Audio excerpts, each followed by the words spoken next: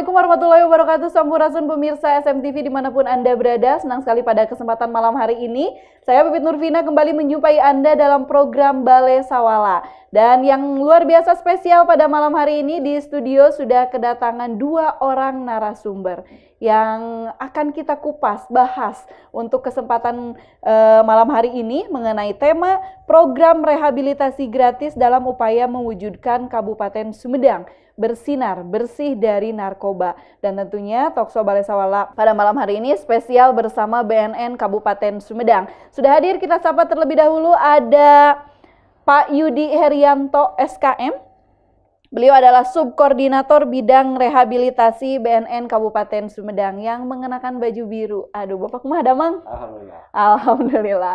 Kemudian ini yang satu lagi nih, seorang praktisi kesehatan. Beliau juga sudah tidak asing karena dulu pernah mengisi acara di studio SMTV ya, program kesehatan juga. Ini ada Dr. Rahmatullah Sidik. Beliau adalah konselor VCT Kabupaten Sumedang. Pak Dokter, kumaha Mang? Alhamdulillah. Alhamdulillah. Ya, untuk Anda pemirsa SMTV, memang bersama BNN Kabupaten Sumedang tentunya kita tidak akan lepas membahas mengenai narkoba. Bagaimana upaya pencegahan, pemberantasan, penyalahgunaan, dan juga peredaran gelap narkotika atau P4GN. Karena program-program di BNN Kabupaten Sumedang diantaranya untuk mengatasi semua permasalahan mengenai narkoba. Ada salah satu program yang digalakkan oleh BNN Kabupaten Sumedang yaitu Desa Bersinar, karena untuk menuju Sumedang bersinar bersih dari narkoba diawali dari desa terlebih dahulu. Nah, kita akan membahas nih. Terlebih dahulu kita akan sapa nih kepada Pak Yudi Herianto ya. Beliau adalah Subkoordinator Bidang Rehabilitasi BNN Kabupaten Sumedang. Bapak, ya mungkin untuk menyapa dulu nih pemirsa SMTV yang ada di rumah, Pak. Baik, terima kasih. Assalamualaikum warahmatullahi wabarakatuh. Sampurasun. Iya. Terima kasih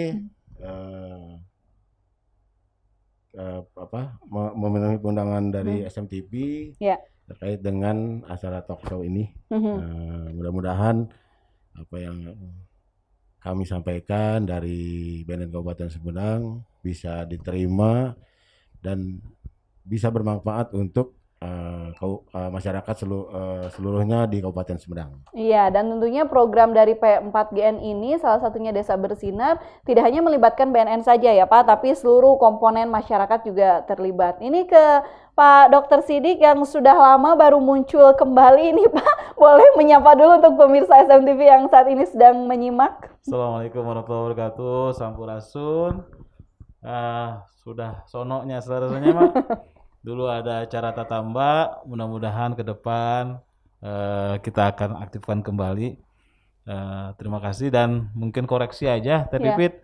Saya bukan sebagai konselor saat ini, jadi sebagai asesor pecandu narkoba. Oh, asesor pecandu narkoba. Jadi masuk dalam tim asesmen terpadu di BNN juga. Iya, kaitan narkoba ini, narkotika, dan obat terlarang. Ini boleh penjelasannya, Pak Dokter, apa itu narkotika?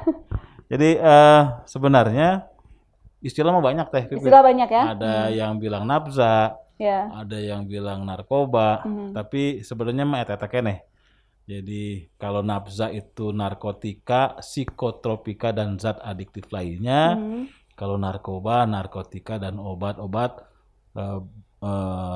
adiktif. Jadi sama-sama obat-obat yang menimbulkan kecanduan. Nah, terlepas dari itu semua, kalau bicara masalah narkoba, sebenarnya di Indonesia sudah sangat banyak. Sumedang juga sudah ada. Dan bahkan kabar terakhir di lapas-lapas itu atau di lembaga pemasyarakatan, hampir lebih dari setengahnya adalah kasus narkoba, baik kepemilikan maupun pengguna. Gitu. Tadi kalau ditanya bedanya pengguna sama penyalahguna, ada lagi namanya pecandu. Nah itu akan berbeda karena kalau misalkan orang disebut penyalahguna, ya seperti orang yang sebenarnya tahu itu tidak bermanfaat. Tapi dia coba pakai. Tapi digunakan. Kalau sudah pengguna, dia sudah merasakan efeknya dan dia berusaha terus untuk mendapatkan. Kalau yang sudah pecandu, maka bukan hanya sudah mendapatkan, tapi dia akan merasa menderita bila terputus zatnya. Jadi udah kecanduan. Nah, sebenarnya narkoba itu banyak jenis dan undang-undangnya ada tersendiri. Undang-undang nomor 35 tahun 2009. Iya, kalau untuk di Kabupaten Sumedang nih dari hasil data dan juga temuan nih beberapa, kebanyakan pengguna jenis narkotika apa? Kalau sampai saat ini memang sabu masih. Sabu ya. Tapi sekarang trennya terus naik dengan adanya ganja sintetis. Atau kalau bahasa pangnya, bahasa gaulnya sinte. Nah, ganja sintetis itu sebenarnya tembakau yang diracik dengan menggunakan zat yang sifatnya menyerupai ganja. Jadi sebutnya ganja sintetis. Jadi sepertos kalau miras mah miras oplosan, kalau ini mah tembakau bako oplosan. Nah, disebut juga nama lainnya tembakau gorila atau tembakau Hanoman karena kalau secara pasaran itu dijualnya dengan cap gorila. Oh, ada label gorilanya. Ada gambar gorila, Neneng. Dan salah satunya yang menarik adalah ketika kami mengasesmen pecandu atau yang tertangkap gara-gara kepemilikan gorila atau sintetis itu, efeknya itu memang berat. Jadi artinya gini, kalau orang pakai ganja, itu kalau caranya kan seperti dengan merokok ya. Isepan pertama, isepan kedua, dia akan merasa seperti melayang. Fly. Waktu akan jadi panjang, terus sensasi humornya telat. Jadi kalau teh Pipit mah ngelawaknya jam 7, saya baru ketawa jam 9. Jadi loadingnya lama. Tapi kalau misalkan dengan sinte atau tembakau gorila, begitu dihisap, tarikannya kuat, dan efeknya juga langsung. Kalau kata kita mah ngejedak. Seolah-olah ditindih sama gorila. Nah, jadi efeknya sekali sedot kasarnya sekali itu, itu langsung. Dan itu parahnya adalah harga ekonomisnya murah. Dan disebar, jadi terjangkau. Dan tersebar di kecamatan di Sumedang. Jadi itu banyak juga ditemukan. Banyak ditemukan di Sumedang. Dan ini menjadi satu perhatian ya dengan teman-teman di BNN. Dan di Polres juga memang ternyata temuannya juga makin banyak. Apalagi di zaman pandemi.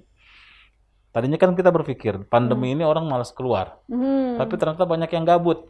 Bingung mau ngapain. Betul. Karena diam di rumah ya. Gabut lah kalau bahasa anak milenial ya. Saya masih milenial kalau gitu ya. Jadi kalau karena gabut, dia mencari kepuasan, mencari biar nggak gabut.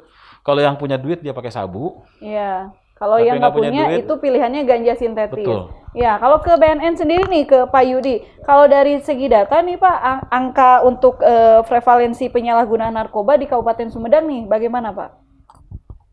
Kalau di data yang kami terima ini kan, kalau BNN itu sendiri yang direhabilitasi, khususnya dari target kita itu kan 20 orang yang rujukan dari Polres, kemudian dari voluntary, dari klinik juga. Nah itu kan ada 20 orang, kemudian itu yang termasuk sudah mengikuti pasca rehab. Kalau yang rawat jalannya juga ada 10 orang, itu ada yang voluntary juga. Dia itu voluntary itu kemauan dirinya sendiri untuk direhab tanpa ada kasus penangkapan dari. Jadi ada kesadaran sendiri. Nah, betul, ada kesadaran sendiri. Jadi dia ingin merehab, kemudian datang ke klinik BNN Sumedang ya. Nah, kita lakukan asesmen tahap pertama. Nah, itu mungkin di BNN sendiri kita akan merubah mindset masyarakat karena kan BNN nih ditangkap di penjara. Nah, jadi mindset masyarakat ini kita rubah bahwa dengan ada kemauan voluntary ini tidak ada proses hukum. dan kita lakukan rehabilitasi. Rehabilitasi sesuai dengan tema kita pada malam hari ini, program rehabilitasi gratis. Nah, ternyata yang di BNN itu upaya rehabilitasinya memang dilakukan secara gratis ya. Nah, yang bisa mendapatkan rehabilitasi gratis itu apa saja ini Pak? Indikatornya atau syaratnya? Kalau indikatornya kan kami ada di BNN ini ya tadi disebutkan sama Pak Dr. Sidik. Ada penyalahguna, ada pecandu dan korban penyalahguna. Nah itu harus betul-betul direhabilitasi. Karena dengan dilakukannya rehabilitasi dia itu tidak dilanjutkan dengan proses hukum. Beda dengan dia itu sebagai jaringan atau sindikat. Itu harus proses lanjut.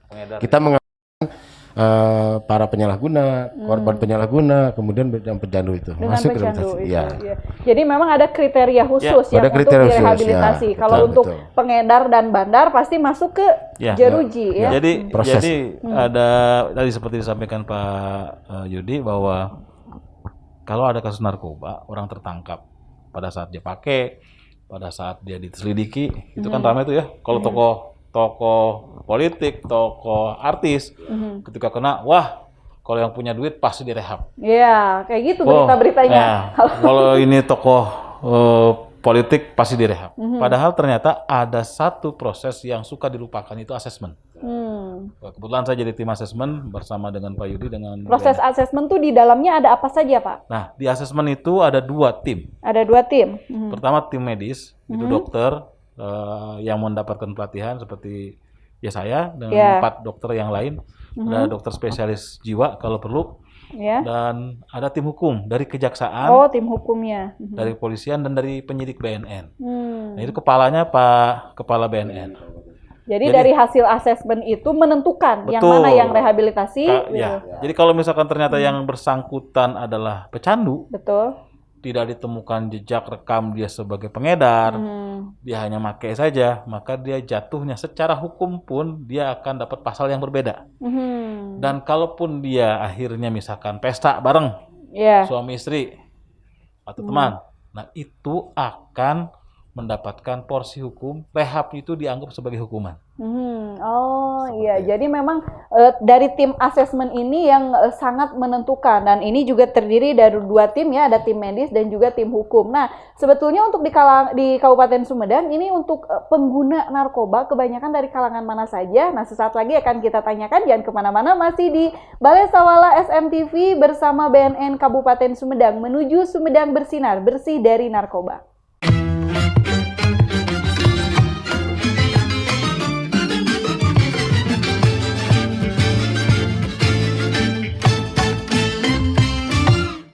Ya, pemirsa SMTV kembali lagi masih dalam program Balai Sawala, tentunya spesial talk show bersama BNN Kabupaten Sumedang, dan di studio juga masih setia dengan narasumber kita nih, ada Pak Yudi Herianto, beliau adalah subkoordinator bidang rehabilitasi BNN Kabupaten Sumedang, dan juga Pak Dr. Sidik nih, beliau adalah asesor pada tim asesmen terpadu di BNN Kabupaten Sumedang. Dan tadi sudah membahas apa yang beberapa istilah ya dalam narkoba itu, ada yang pecandu, penyalahguna, korban juga begitu. Dan itu berbeda-beda sesuai nanti hasil dari tim asesmen, dari ada tim medisnya dan juga dari tim hukumnya. Nah, ini kalau untuk kalangan sendiri nih, kebanyakan Pak Dokter nih yang di Kabupaten Sumedang khususnya, ini untuk pengguna, penyalahguna dan korban ini kebanyakan dari kalangan mana? Ternyata beragam ya. Beragam. Dan dari sisi usia justru banyak usia muda. Remaja dan dewasa muda. Dan dengan latar belakang pendidikan yang beragam juga. Jadi ada yang dari mulai mahasiswa aktif sampai tukang parkir. Oh, ada juga sampai tukang parkir. Dari mulai supir pasir sampai yang punya punya perusahaan. Jadi dari sisi strata ekonomi, strata pendidikan itu macam-macam. Dan itu juga golongan yang narkotika yang digunakan juga berbeda ya? Berbeda-beda. Jadi polanya memang 2 besar itu adalah sabu dengan sinte. Walaupun sekarang ada tambahan lagi ya, Pak Yudi, sekarang ada Suboxone. Suboxone itu ada narkotika yang disuntikan ya. Dan ini juga jadi faktor. Itu bentuknya cair berarti ya? Ya, ada tablet, ada juga ya. Dan ada yang menjadi perhatian kami, saya sebagai sekarang di Dinas Kesehatan adalah dengan penggunaannya jarum suntik yang berganti-ganti, itu merupakan salah satu cara transmisi penularan dari HIV/AIDS. Kayak satu untuk semua itu. Betul. Dan ini udah ada kejadian di kita. Sudah ada Pak kejadian dari penggunaan satu, itu? Ada berapa orang ya, ada 7 ya, 7 atau 5, 7 orang yang kedapatan memakai Suboxone dan semuanya positif HIV. Positif HIV. Ya. Jadi dari narkoba itu berpotensi untuk HIV. Kalau ada di antara mereka sudah ada yang positif dengan penggunaan jarum yang bersama-sama, akhirnya bisa kena. Walaupun sebenarnya kalau kita bicara HIV lebih detail lagi, bukan cuma jarum suntik, jarum tumpul juga kan sebenarnya itu. Intinya dari hubungan seks bebas, sehingga ketika kita bicara masalah HIV dengan narkoba, kaitannya adalah penggunaan jarum suntik dan seks bebas yang menjadi dampak dari narkoba tadi. Iya, kalau secara umum Pak, ini penyebabnya yang dapat dianalisa dari ini, itu mereka itu penasaran menggunakan itu alasannya apa deh Pak? Kebanyakan dari hasil tim asesmen nih. Justru awalnya karena penasaran tadi. Oh, penasaran itu. Jadi mereka bukan tidak tahu bahaya narkoba, yang narkoba bisa dihukum mati, bisa dipenjara, bisa dikejar-kejar. Sanksinya berat sesuai undang-undang. Tapi karena mereka mendapatkan teman, lingkungan, rasa penasaran yang tidak terarahkan, cobian gitu. Coba-coba ya. Cobian, dari awal dicoba. Oh, jadi jangan pernah mencoba. Karena bukan satu lagi, beberapa kasus justru percobaan pertama pas ditangkap. Oh, jadi lagi sial-sialnya itu. Betul. Dan yang bikin sedih saya adalah salah satu dari ada klien saya adalah seorang guru tahfiz. Aduh, padahal tahu agama, tahu hukum agama. Beliau secara keagamaan sangat paham. Iya, ternyata tapi memang karena tadi ada yang ngolok, cobian nah ini membuat tenaga. Doping. Itu apa namanya, semacam kamuflase begitu ya. Dan ketika dia bukan tidak tahu, cuma ingin mencoba saja, dan ya pas dan akhirnya terjerat pasal begitu. Ya, dan baru mencoba udah kena. Ya, pemirsa SMTV, ternyata itu hasil data ya, analisa juga bahwa tidak memandang umur, tidak memandang strata sosial, dan juga tidak melihat bahwa itu orang juga yang paham agama atau orang awam ya, masyarakat umum. Nah, itu Pak Yudi, kalau itu kan yang terjadi di luaran. Ini kalau yang sudah ada di lingkungan, contohnya yang di lapas, tadi sempat disinggung bahwa yang ada di lapas itu hampir kasus narkoba hampir 50% lebih ya. Nah, ini kalau yang para pengguna yang sudah berada di lapas itu kan mereka sudah mendapatkan hukuman. Nah, bahkan mohon maaf Pak, kemarin ada kasus juga ya di Lapas Sumedang yang ditemukan itu Pak. Ada barang bukti juga. Nah, itu seperti apa Pak dari BNN Kabupaten Sumedang melihatnya? Jadi untuk melihat kasus yang ada di lapas, banyaknya dari kasus narkoba. Jadi kami ini kemarin sempat diundang oleh lapas. Betul. Kita berdua dengan Dr. Sidik. Mungkin kalau Dr. Sidik ke arah PCT HIV-nya, kalau saya sendiri ke arah untuk rehabilitasi penyalahguna yang ada di lapas selama ini. Jadi yang di lapas juga ada proses rehabilitasinya? Karena saya sendiri dengan petugas pasca rehab, ada rencana untuk menembus ke lapas itu untuk kegiatan atau program, salah satunya rehabilitasi, biar mereka itu keluar nanti dari lapas itu bisa menahan atau menahan kemudian kembali menggunakan gitu, betul. Jadi sebelum dia itu keluar dalam jangka waktu misalnya dia itu sebulan lagi untuk bebas, nah dilakukanlah proses rehabilitasi biar nanti apa sih bahaya itu narkoba, kemudian nanti kita beri penyuluhan, kemudian beri nanti pemberitahuan bahwa setelah kamu keluar dari lapas ada yang namanya IBM. Nah, di IBM itu ada namanya AP. IBM itu apa Pak? Intervensi berbasis masyarakat. Intervensi berbasis masyarakat. Nah, itu bentukan di Kabupaten Sumedang ini udah ada 4 IBM di 4 desa, kemudian ada 1 kelurahan yang dibentuk IBM itu. Ya, kalau secara umum Pak kan di lapas itu mereka yang sudah terbukti menggunakan, kemudian itu mendapat hukuman. Nah, ada juga beberapa mungkin temuan kasus juga yang karena mereka kan berbeda. Kalau tadi yang menggunakan di lingkungan lapas itu kan ada kucing-kucingan ya, kucing-kucingan takut kena, ada kegap dan sebagainya. Kalau di lapas kan mereka cenderung lebih santai, karena kalaupun menggunakan kembali nggak apa-apa kok udah di dalam ini. Nah itu dari BNN sendiri apakah suka ada monitoring khusus Pak atau bagaimana nih kepada para pengguna narkoba yang sudah ada di lapas? Selama ini belum ada. Belum ada monitoring para warga binaan yang ada di lapas terkait dengan kasus narkoba. Belum ada monitoring dari BNN itu sendiri. Hanya ya mungkin itu ranahnya ranah lapas. Oh, ranah lapas ya. Jadi nggak bisa menembus kecuali untuk kegiatan-kegiatan seperti kemarin program rehabilitasi yang akan dilakukan oleh BNN ke warga binaan itu sendiri. Warga binaan. Kalau Pak Dokter Sidik mau menambahkan Pak? Jadi sebenarnya begini, kenapa orang harus direhab? Pertama itu. Iya. Karena ternyata orang kecanduan itu bukan karakter dia. Bukan stigma bahwa orang kecanduan itu adalah sampah masyarakat. Selama ini kan begitu. Karena ternyata kecanduan itu secara medis adalah penyakit.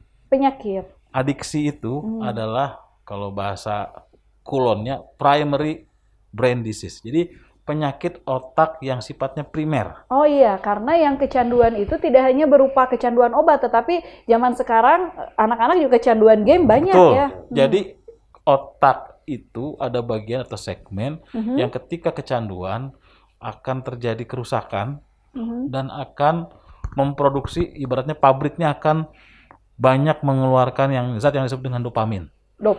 Dopamin itu akan membuat orang itu merasa nyaman, merasa bersemangat, dan ketika diputus, maka dia akan merasa gelisah. Akan terjadi kecanduan. Nggak usah jauh-jauh. Kita nggak bicara masalah narkoba, kita bicara masalah rokok saja. Orang yang biasa merokok, ketika dia sudah sampai dalam tahap kecanduan, maka ketika dia tidak ketemu rokok, dia akan gelisah. Kalau perlu kertas koran dilinting. Ya, lebih gelisah dari nggak ketemu pacar. Betul. Oh, saya nggak ikut-ikut kalau gitu. Dan, kenapa direhab? Perlunya rehab juga di lapas. Kalau lapas hanya sebagai tempat buangan orang-orang yang tertangkap, maka mereka belum bebas. Mereka mungkin tobat. Jadi hanya warga binaan. Hanya warga sebatas kurungan saja. Betul, karena memang terpaksa kondisinya. Betul. Begitu dia bertemu dengan sesama pengguna, kena lagi ya Pak. Kenalan, bahkan kadang-kadang ketemu dengan penyalur atau jaringan, justru jadi naik derajat. Makanya pentingnya asesmen, pentingnya rehab yang alhamdulillah baru bulan lalu kita diundang langsung. Dari sisi HIV-nya, dari sisi narkobanya kita akan kolaborasi dengan lapas. Sehingga nanti begitu mereka keluar dari lapas, minimal walaupun kita tidak target berapa persen, minimal mereka sudah terpapar untuk tidak pakai lagi. Karena seperti itu. Nah, di lapas selama ini yang kami tahu kita kerjasama ya. Pada saat saya juga sama panggil masih di BNN, itu ada tes urin untuk para sipir dan semua. Itu kapan Pak dilakukannya? Itu mendadak dan itu mendadak.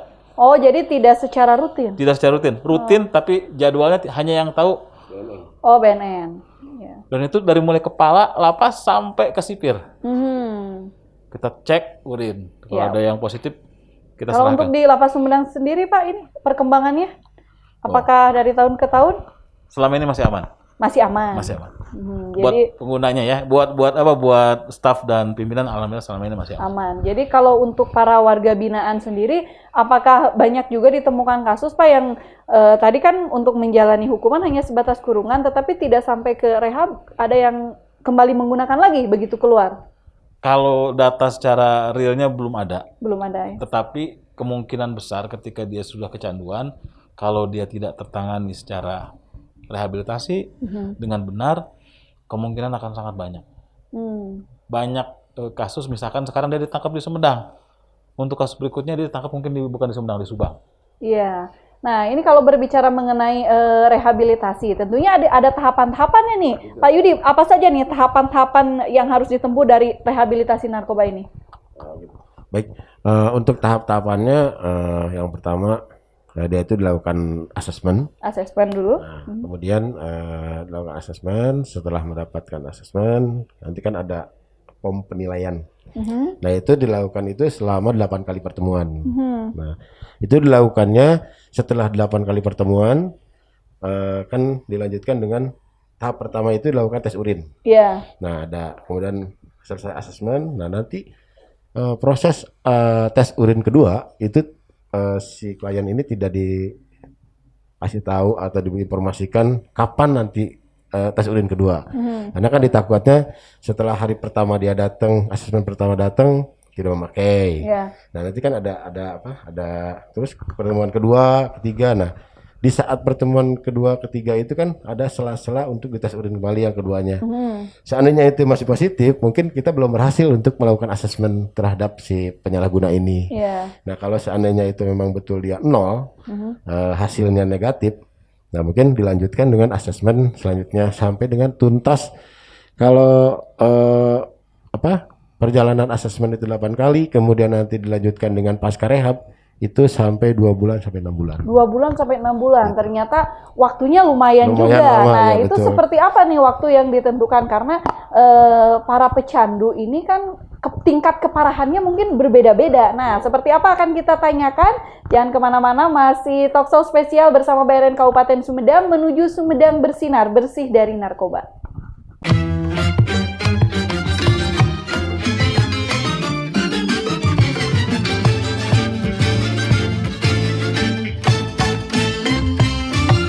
Ya, pemirsa SMTV, terima kasih Anda masih setia bersama dengan kami, masih dengan kedua orang narasumber kita, ada Pak Yudi, kemudian juga Pak Dr. Sidi. Kita masih membahas bagaimana menuju Sumedang bersinar, bersih dari narkoba. Dan luar biasa juga dari BNN Kabupaten Sumedang tadi mempunyai program rehabilitasi gratis. Kita sudah membahas tadi tahapan-tahapan rehabilitasi, namun akan mendapatkan perlakuan yang berbeda ketika si pengguna, penyalahguna ataupun korban pecandu ini yang sudah terbiasa memakai narkoba. Ini untuk tahapan rehabilitasinya dari tingkat keparahan pecandu ini kan berbeda-beda nih Pak Dokter. Bagaimana nih cara penanganannya? Jadi pada saat asesmen itu ketahuan. Salah satu tujuan dari asesmen adalah melihat derajat adiksi seseorang. Ya, itu yang biasanya ditesnya apa saja tadi? Selain urin, kita lihat juga pemeriksaan fisiknya, terus juga gejala-gejala yang bisa kita lihat. Karena orang-orang yang sudah kecanduan biasanya perilakunya agak khas. Apa itu seperti Contohnya misalkan dia suka ditaringnya itu suka greget. Jadi kayak orangnya giginya suka jadi craving ya gitu ya. Terus juga ada juga kalau inkonsistensi dalam bicara. Nyambung gitu Pak Dokter? Bukan, jadi tidak konsisten antara pernyataan dengan misalkan di awal kita tanya dia jawabnya B, nanti pas di tengah kita tanya yang tadinya jawab A bisa jadi beda lagi. Jadi tidak konsisten. Terus selain itu juga secara fisik juga bisa kelihatan. Dan yang paling pasti adalah ketika seseorang sudah di asesmen, derajatnya ketahuan, maka ada dua. Tadi kalau misalkan yang disampaikan Pak Yudi adalah kasus-kasus yang ringan, yang rawat jalan. Tapi ada lagi kasus yang berat, yang butuh yang namanya detoksifikasi. Ini melibatkan tim rumah sakit. Jadi harus dilakukan detox dan kalaupun rehab, ini rehabnya bukan rawat jalan tapi dirawat inap. Dan kita punya balai besar Lido. Di Bandung ya? Di Sukabumi. Di Sukabumi. Di Sukabumi. Nah, di sana akan dilakukan detoksifikasi. Setelah itu nanti baru masuk ke, kalau sudah stabil, baru mulai ada yang namanya beberapa pendekatan. Ada yang namanya pendekatan kelompok. Terus juga nanti rehabnya juga sudah mulai konsisten dan berbulan-bulan, benar. Kenapa berbulan-bulan? Karena mereka pun pakai berbulan-bulan. Jadi tidak langsung sekaligus ya? Nggak bisa. Orang yang bertahun-tahun merokok tidak akan langsung segera besok berhenti ngerokok, nggak. Karena emang sesuatu yang sudah menumpuk maka lama tidak ya? akan bisa dibereskan dalam 1 hari, 1 minggu atau 1 bulan. Itu butuh waktu. Dan ada di sini yang khas adalah ketika seseorang sudah dalam masa rehab itu ada posisi siklus. Siklus, dia paham bahwa dia sedang direhab dan dia ingin keluar dari rehab itu, tapi pada satu saat dia akan tiba-tiba ingin pakai lagi, relapse namanya. Nah, ini yang bahaya. Jadi sudah masuk ke penyembuhan tetapi tiba-tiba dia down lagi. Makanya yang seperti ini jangan heran kalau rehabnya tidak tuntas, orang akan berkali-kali pakai. Jadi cenderung untuk menggunakan lagi. Betul. Jadi ketika kita lihat kenapa sih itu artis udah masuk rumah sakit, sudah direhab, keluar pakai lagi, ketangkep. di penjara kepake lagi, pakai. Nah, itu rehabnya yang tidak tuntas. Rehabnya bukan tidak tuntas saja, tetapi ternyata salah satunya adalah tadi yang Pak Yudi sampaikan, ada pasca rehab. Setelah direhab itu nggak cukup direhab, tapi ada pasca rehab. Sebelum pasca rehab ada rehabilitasi sosial. Jadi kalau misalkan dia nanti keluar dari panti rehab, dari penjara, dia harus disiapkan. Oh iya, mental, sanksi sosial dari masyarakat itu. Dan ternyata yang disiapkan bukan cuma mereka. Yang disiapkan adalah keluarga, supporting sistemnya harus dikuatkan. Jadi yang kita bina, yang kita garap bukan cuma pasien, bukan klien, tapi keluarga. Tapi yang berat, ini yang Pak Yudi bikin tadi IBM berbasis masyarakat, adalah stigmatisasi masyarakat yang masih menganggap pecandu itu adalah sampah. Makanya ada IBM. Makanya ada Desa Bersinar yang menggunakan agen pemulihan. Agen pemulihan itu dari pasca rehabilitasi. Betul. Itu ya. Sehingga nantinya jangan sampai kita menghitungnya begini. Orang yang direhab itu kapan sembuhnya? Kalau saya sebagai dokter ditanya, "Dok, saya sakit tipes, teh pipit, makan pedas wae misalkan."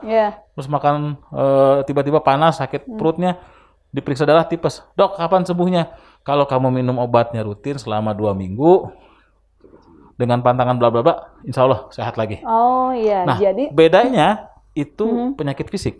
Tapi kalau misalkan kecanduan itu banyak faktor. Banyak faktor. Sebetulnya Pak, ada indikator khusus nggak yang bisa kita lihat bahwa si orang ini sudah betul-betul pulih?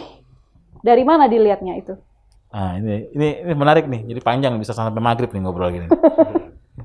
Jadi yang namanya pulih itu sebenarnya adalah istilah yang dipakai tidak hanya dia tidak memakai, tapi tidak balik lagi. Tidak balik lagi ya? Karena ada istilah clean, bersih, diperiksa, hasilnya negatif. Betul. Tapi ada istilahnya sober. Sober itu ya pulih. Indikasinya apa? Indikasinya adalah ketika orang yang pernah direhab, ketika dia ketangkap lagi, dia belum pulih. Tapi ketika ada artis yang dulu, saya sebutkan aja namanya, misalkan Ari Lasso, dia dari dulu pernah pecandu, bahkan pernah OD. Tapi sekarang dia tidak kedengeran lagi. Iya, berarti dia sudah benar-benar pulih. Sober. Sudah pulih. Jadi memang ternyata bicara masalah narkoba, pecandunya itu harus pendekatannya bukan hanya ke pasien. Jadi banyak faktor yang mendukung. Betul. Salah satunya selain kemauan keras, tapi kalau tadi kemauan yang sangat keras dari diri sendiri untuk pulih, tiba-tiba nanti kondisi gejala kesehatannya ada yang tiba-tiba ingin kembali, itu untuk meredamnya seperti apa itu? Nah, itu tadi kita butuh ada agen pemulihan. Agen pemulihan. Nah, dan yang paling saya suka sarankan kepada pasien-pasien yang sudah yang paling yang bisa mendampingi si klien ini dari keluarga tentunya. Jadi si klien ini jangan ya didampingi. Kemudian kalau seandainya ada jadwal untuk konseling ya harus ikut. Didampingi juga biar nantinya setelah dia pulang itu kan kita itu nggak mungkin setiap hari atau tiap jam mengawasi si klien ini kan. Setelah pulang dari rumah dia bergaul dengan siapa. Nah itu adanya agen. Jadi memang kemudian, pihak keluarga juga yang nomor 1 berperan ya. Betul. Contoh gini deh, ada orang pengen berhenti merokok, dia nggak bisa bilang saya akan berhenti merokok bikin di status medsos. Ya hanya wacana aja. Hanya wacana. Tapi dia harus ngomong sama pasangannya, istrinya. Jadi ada yang mengingatkan. Bun, saya mau berhenti ngerokok ya. Tolong ingatkan ayah kalau ayah kabita deui. Anak-anaknya, Dek, kalau misalkan ayah nyuruh beli rokok, kan ingetin ayah, kan ayah mau berhenti merokok. Artinya itu adalah supporting system.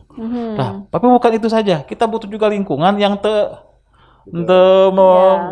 jangan berada di lingkungan yang sama misalkan untuk mempengaruhi ya. Ada teman-teman yang masih ngerokok, cemen, tengah rokok. Kalau kita seperti itu ikut larut ya sudah.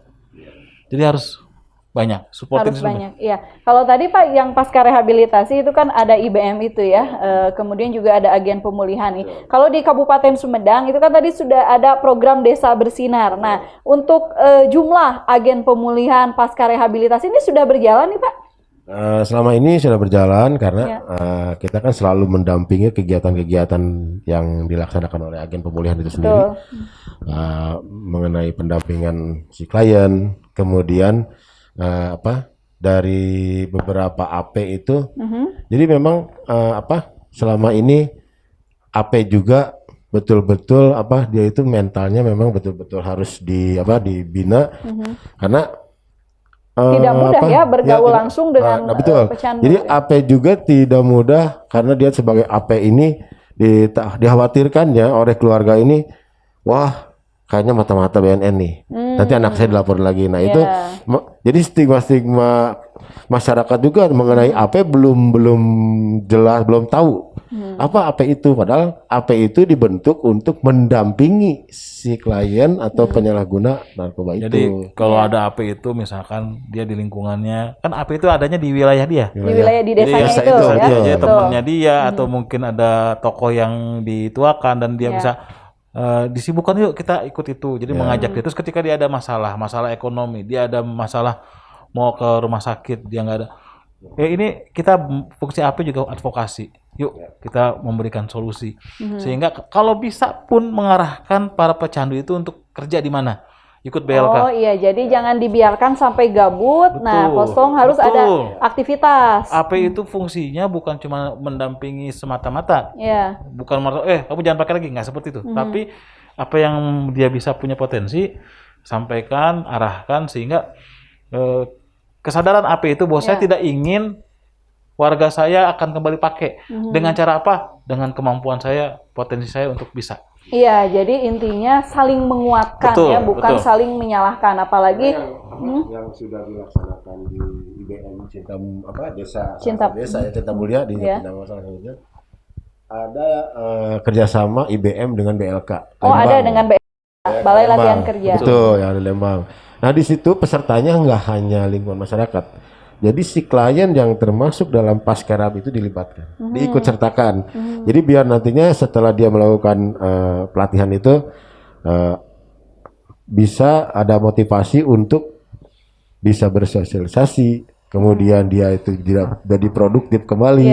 Nah, mungkin ya ke depannya si klien ini bisa ada motivasi untuk dari pelatihan ini bisa dikembangkan di luar. Dan tentunya kalau ada aktivitas bergaul di lingkungan masyarakat itu lebih cepat lebih cepat karena juga pecandu ini tidak merasa terasingkan tidak dianggap sebagai sampah masyarakat, tetapi mempunyai aktivitas dan bisa kembali ke masyarakat. Nah, seperti apa nih pemirsa SMTV, masih akan kita lanjutkan perbincangan kita dengan BNN Kabupaten Sumedang dan juga tim asesmen dari Kabupaten Sumedang nih. Jangan kemana-mana, masih di Balai Sawala menuju Sumedang Bersinar, bersih dari narkoba.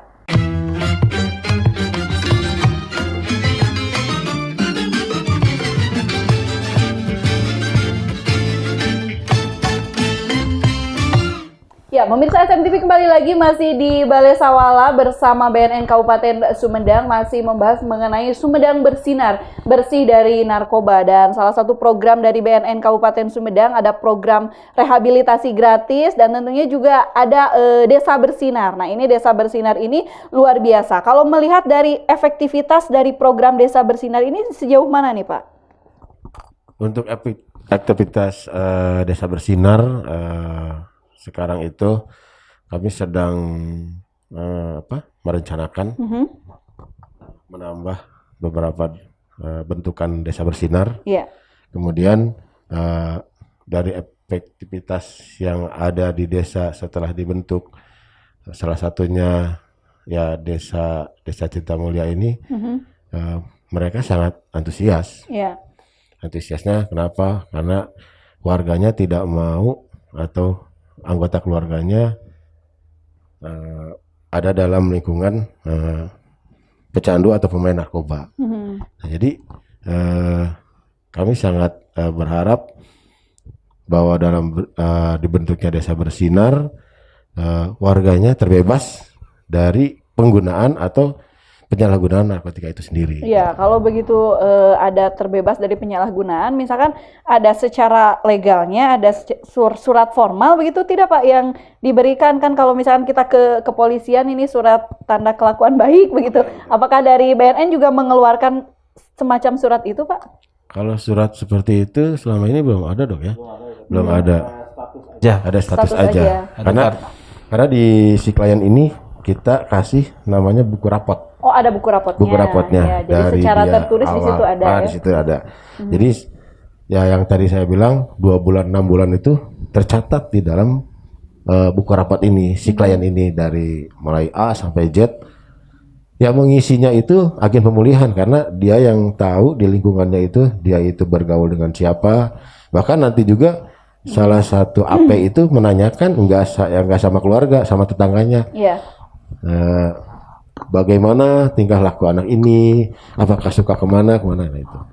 Jadi ada catatan khusus lah untuk para klien pasca rehab itu sendiri. Iya, kalau itu berbicara mengenai rehabilitasi. Kalau ke program P4GN nih Pak Dokter kan pencegahan, pemberantasan penyalahgunaan, dan juga ada peredaran gelap narkotika. Nah, ini peredaran gelap ini tentunya kan kalau ada yang mengedarkan berarti kan ada permintaan. Berarti itu kan membutuhkan istilahnya kebutuhan narkobanya meningkat mungkin ya karena untuk ini. Kalau secara umum nih untuk mencegah itu semua nih dari peredaran gelap ini yang dilihat bagaimana nih Pak Dokter? Kalau bicara peredaran gelap berarti ada yang nanya iseng, berarti ada peredaran terang ya? Oh. Karena kalau disebut gelap itu adalah di luar kewenangan, di luar aturan. Jadi misalkan orang menyebarkan obat penahan nyeri jenis morfin yang sebenarnya bermanfaat buat pasien di rumah sakit. Ya, asal yang sesuai dosis betul, itu. ada menyebarkan obat pil tidur untuk pasien-pasien dengan gejala depresi dan susah tidur. Nah, ketika menjadi bebas dan dia bisa menjualkan ke siapa saja, maka itu jadi peredaran gelap. Nah, bagaimana mengaturnya? Sebenarnya pemerintah sudah punya aturan. Bahkan ancamannya berat. Memiliki saja 1 gram misalkan sabu itu udah kena. Di bawah sabu itu bisa jatuhnya minimal rehab. Tapi kalau misalkan di atas 1, maka dia udah dianggap sebagai pengedar. Dan hukumannya jauh lebih berat dan prosesnya akan lebih panjang lagi. Jadi artinya kalau bicara masalah peredaran gelap narkoba, sebenarnya kebijakan dari pemerintah sudah sangat jelas, hanya tinggal tadi karena narkoba itu bisnis yang menguntungkan. Di luar negeri itu, di negeri asalnya 1 gram itu cuma 50.000. Tapi sampai di Indonesia itu yang kualitas yang sama itu bisa 1,4 juta, bahkan 1,5 juta, bisa 300 kali lipat. Iya, berarti penggunanya juga kalangan tertentu yang mampu ya untuk membeli. Nah, artinya seperti itu. Tapi saya mungkin mau bikin closing statement nih. Karena kalau bicara masalah narkoba itu bukan cuma yang disadarkan, yang diedukasi bukan cuma masyarakat, orang tua. Orang tua harus sadar dulu, pengetahuan tentang narkoba itu apa. Silakan di googling, silakan lihat situs BNN atau situs Depkes. Yang kedua, para guru. Kalau guru hanya mengumpulkan anak-anak untuk penyuluhan narkoba, tapi mereka sendiri tidak paham jenis narkoba, itu sama juga bohong. Tahu gejala anak yang sudah kena narkoba minimal, itu juga harus tahu guru. Dan ketika konseling menemukan kasus anak-anak yang sering bolos, tidak langsung mencap sebagai anak yang nakal saja. Jangan-jangan ada keterlibatan. Saya ada beberapa kasus yang diantar langsung oleh gurunya. Karena guru lihat anaknya sering bolos, tapi anaknya cukup terbuka. Akhirnya dia tahu. Dia broken home, dia pakai obat dan mulai pakai ganja. Dan itu sudah artinya itulah ketika guru bisa memposisikan dirinya bukan hanya sebagai pengajar, tetapi dia juga bisa mengarahkan anak-anak. Dan ini kalau buat saya PR bersama. Jadi BNN, Dinas Kesehatan, rumah sakit nggak akan bisa menyelesaikan masalah kecanduan narkoba kalau hanya bertumpu di 3 tempat ini. Tapi pihak sekolah, tokoh masyarakat, tokoh agama, bahkan orang tua, karena faktor lingkungan itu sangat kuat. Jadi itu sangat dibutuhkan sinergitas beberapa pihak. Mungkin dari BNN Pak mau menambahkan? Kalau untuk BNN sendiri, untuk para closing statement ini, untuk para pengguna atau penyalahguna narkotika ini, setelah dilakukan rehabilitasi, berani menolak untuk melakukan kembali menggunakan, menolak ajakan, kemudian jangan takut untuk melakukan rehabilitasi di BNN, karena proses untuk rehabilitasi ini memang betul-betul gratis ya.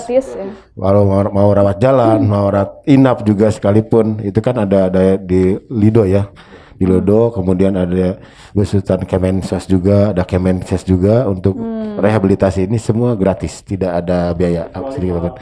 Kalau yang swasta, kalau swasta itu pasti berbayar. Iya, jadi untuk seluruh warga masyarakat Sumedang, jadi di Kabupaten Sumedang, pemerintah hadir bersama BNN Kabupaten Sumedang mempunyai program rehabilitasi gratis. Dibutuhkan keterbukaan dari warga masyarakat apabila ditemukan indikasi di masyarakat sendiri itu yang menggunakan, dan tentunya juga harus diberikan edukasi atau pemahaman kepada para keluarga. Dibutuhkan supporting system agar para pecandu yang sudah menggunakan tidak kembali tergiur untuk menggunakan narkotika. Dan terima kasih nih. Boleh minta dua ada pesan lagi? Boleh, Pak. Pertama, karena kebanyakan orang yang pecandu awalnya coba-coba, jangan pernah mau mencoba walaupun ditawarkan oleh siapapun.